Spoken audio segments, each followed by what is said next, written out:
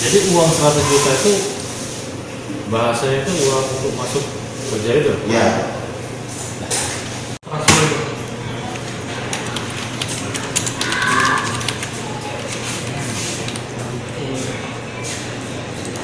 Kira jam?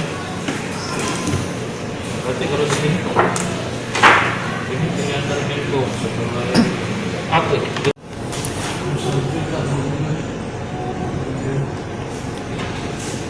Nah, ini mungkin Coba lihat uang ini.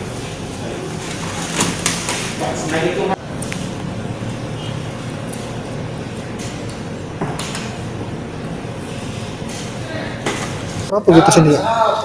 melapor ke penipuan 378. Apa yang ditipu, Kak? Kerugian kita materinya uang. Jadi pertama kali dia menjanjikan pekerjaan. Sampai detik ini pas Agustus kita tahu ternyata yang dikeluarkan itu ternyata SK palsu. Pekerjaan apa itu, Kak?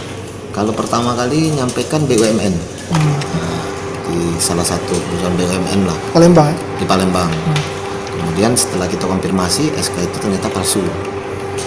Jadi kita persuasif secara kekeluargaan sudah kita tempuh ya.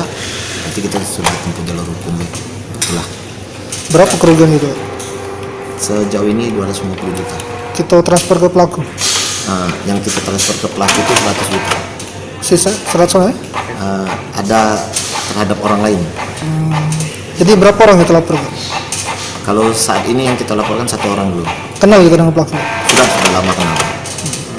Sudah kita coba datangi rumahnya gimana?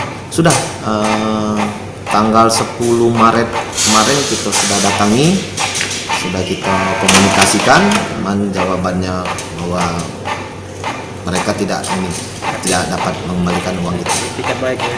Ya, tidak ada tiket baiknya lagi. Pelaku ini kawan gitu, Kak? Kita kenal. Kenal ya?